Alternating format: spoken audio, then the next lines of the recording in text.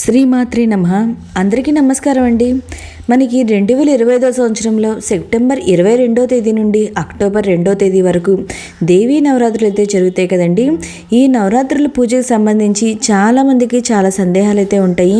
అంటే మనం నవరాత్రులకి ఇంటిని ఎప్పుడు శుభ్రం చేసుకోవాలి, పూజా సామాన్లు ఎప్పుడు శుభ్రం చేసుకోవాలి, కలశం అఖండ దీపం పెట్టుకొని పూజ చేసుకోవాలా, లేదా నవరాత్రులు 11 రోజులు కూడా మనం పూజించుకోవాలా, అఖండ దీపం మధ్యలో కొండెక్కితే ఏం చేయాలి, ఒకవేళ నవరాత్రుల మధ్యలో పీరియడ్స్ వస్తే ఏం చేయాలి, నాన్ వెజ్ తినవచ్చా, గర్భిణీ స్త్రీలు పూజ చేయవచ్చా, ఇంకా ఈ పూజ చేసుకోవడానికి ఆనవాయితీ ఉండాలా, ఈ నవరాత్రులు 11 రోజులు ఉపవాసం ఉండాలా, రోజు తలస్నానం చేయాలా, ఇంకా రోజు అమ్మవారికి కొబ్బరికాయ సమర్పించాలా, ఇంకా మరెన్నో సందేహాలు అయితే ఈ నవరాత్రికి సంబంధించి అయితే చాలామందికి ఉంటాయండి.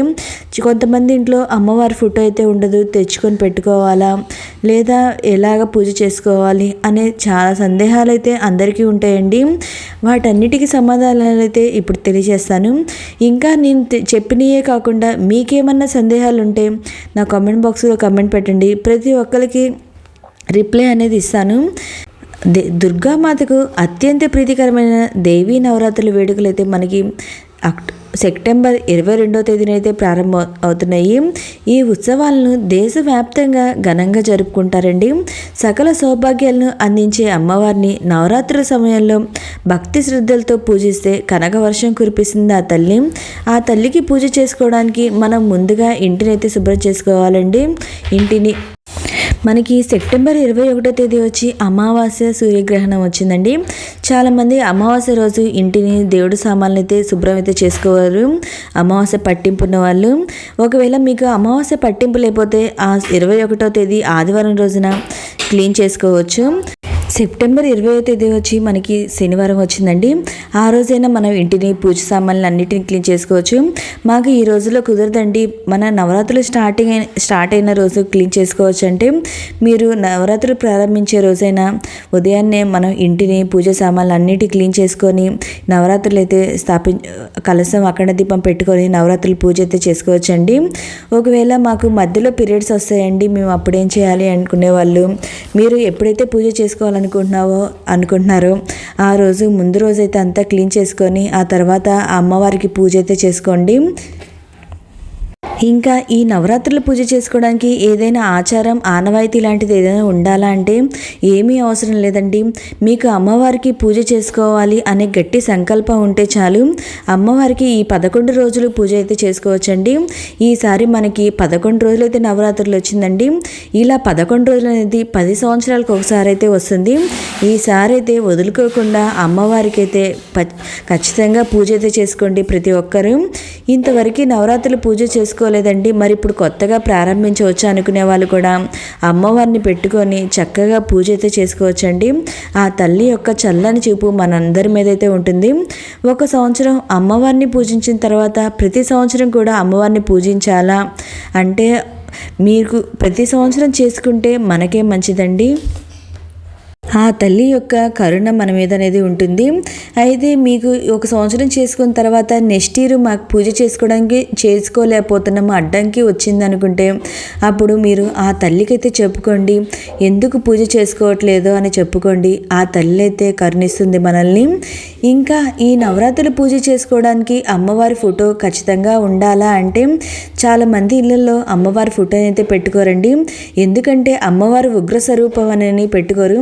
కానీ అమ్మవారు ఉగ్ర స్వరూపం తన బిడ్డల మీద అయితే కాదండి, రాక్షసుల మీద ఆ తల్లి ఉగ్ర స్వరూపంగా ఉంటారు. తన బిడ్డల మీద అయితే కాదు. చక్కగా అమ్మవారి ఫోటోని అయితే పెట్టుకోవచ్చు. దుర్గాదేవి అమ్మవారిని అయితే పెట్టుకుంటారండి. అమ్మవారు పులి మీద కూర్చున్న అమ్మవారి ఫోటోని అయితే పెట్టుకొని పూజ చేసుకోవచ్చు. ఇలా పెట్టుకోకపోతే కొంతమంది ఏంటంటే అమ్మవారు సింహాసనం మీద కూర్చున్న ఫోటో అయితే ఉంటుందండి, అదైనా పెట్టుకుంటారు. ఒకవేళ మాకు ఇలా ఫోటో దొరకలేదు, మా ఇంట్లో పెట్టుకొని ఇవ్వట్లేదు అనుకునే వాళ్ళు అవతారాల్లో ఈ నవరాత్రుల అవతారాల్లో 11 రోజుల్లో ఏదో ఒక అవతారంలో అమ్మవారి ఫోటోని అయితే తెచ్చుకొని ఆ అమ్మవారి ఫోటోకి అయితే పూజ చేసుకోవచ్చండి. లేదా లలితాదేవి అమ్మవారి ఫోటో ఉంటే ఇంట్లో ఆ అమ్మ తల్లినైనా పెట్టుకొని చేసుకోవచ్చు.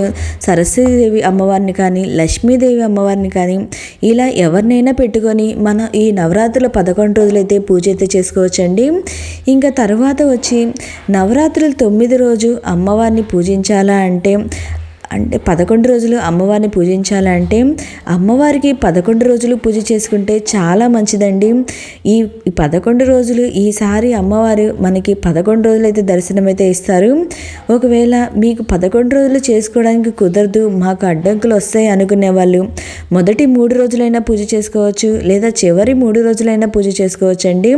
చాలా మంచిది. ఇది కూడా కుదరదు అనుకునే వాళ్ళు కనీసం అమ్మవారికి ఒక్కరోజైనా పూజ చేసుకోండి. అంటే దశమి రోజైనా సరే పూజ అయితే చేసుకోండి, చాలా మంచిది. ఇంకా తర్వాత వచ్చే సందేహం ఏంటంటే కలశం అఖండ దీపం ఖచ్చితంగా పెట్టుకోవాలా అనే సందేహం అయితే చాలామందికి అయితే ఉంటుందండి. మీకు ఆనవాయితీ ఉంటే కలశం అఖండ దీపం పెట్టుకొని పూజ అయితే చేసుకోండి. ఈ నవరాత్రుల పూజ అనేది కలశం అఖండ దీపం ఆనవాయితీ లేని వాళ్ళైతే మామూలుగా అమ్మవారి చిత్రపటం పెట్టుకొనైనా పూజ అయితే చేసుకోవచ్చండి. కానీ ఆ కలశం అఖండ దీపం పెట్టుకుంటే కొన్ని నియమాలు అయితే పాటించాలండి. మనం ఈరోజు నేల మీదే పడుకోవాలి. ఈ నవరాత్రుల 11 రోజులు నాన్ వెజ్ అనేది ఇంట్లోకి కూడా రాకూడదు. ఇంకా బ్రహ్మచర్యం అనేది పాటించాలి. ఎవరితో గొడవలు అనేది పడకూడదు, బయటికి అనేది వెళ్ళకూడదు. ఇంకా ఉల్లి వెల్లుల్లి లాంటివి ఏమీ తినకూడదండి.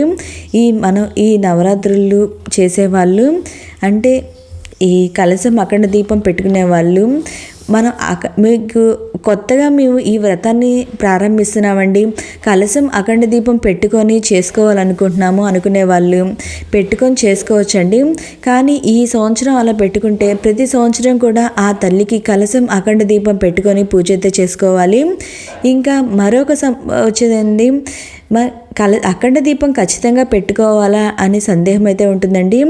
ఒకవేళ మీరు కలశం పెట్టుకొని అఖండ దీపం లేకుండా అయినా పూజ అయితే చేసుకోవచ్చండి, ఏం పర్వాలేదు. ఉట్టి కలశంతో అయినా పెట్టుకొని మనం ఆ తల్లికి పూజ అయితే చేసుకోవచ్చు.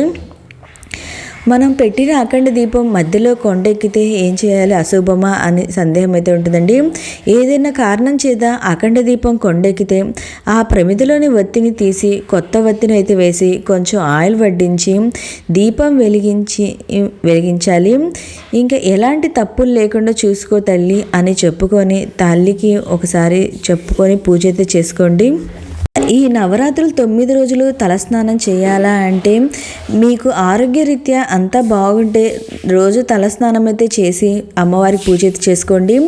ఒకవేళ బాగలేదు అనుకునే వాళ్ళు మొదటి రోజైతే తలస్నానం చేసి అమ్మవారికి పూజ అయితే చేసుకొని మిగిలిన రోజులు నార్మల్ స్నానం అయితే చేసి పూజ అయితే చేసుకోవచ్చండి.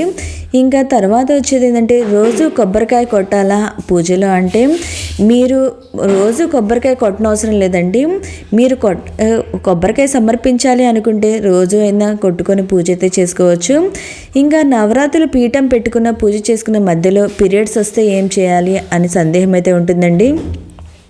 నవరాత్రుల మధ్యలో పీరియడ్స్ వస్తే మీరు ఆ పూజ మందిరానికి ఆ పూజా పీఠానికి దూరంగా అయితే ఉండండి, దగ్గరికి కూడా రావద్దు. ఇంకా మీ ఇంట్లో ఎవరైనా చేతైనా పూజ అయితే చేయించండి ఈ నవరాత్రులు 11 రోజులు.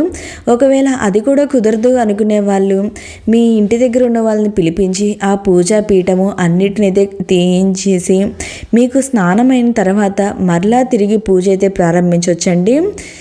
ఇంకా ఈ నవరాత్రులు 9 రోజులు 11 రోజులు ఉపవాసం ఉండాలా అనే సందేహం అయితే ఉంటుందండి. ఉపవాసం ఉదయం నుండి సాయంత్రం వరకు ఉపవాసం ఉండాలా అంటే మీరు ఉపవాసం ఉంటే మంచిదే అండి. మీరు ఉండగలిగితే ఉదయం నుండి సాయంత్రం వరకు ఉపవాసం ఉండి పూజ అనంతరం భోజనం అయితే చేయొచ్చు.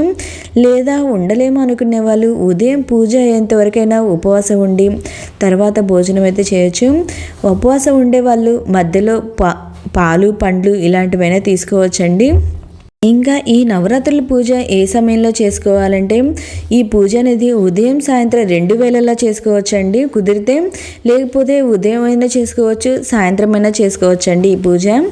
ఇంకా ఈ నవరాత్రులు 11 రోజులు అమ్మవారికి ప్రత్యేకంగా నైవేద్యాలు అనేది సమర్పించాలా అంటే మీరు చేసుకోగలిగితే అమ్మవారికి ప్రత్యేకంగా నైవేద్యాలు చేసుకొని అయితే సమర్పించండి.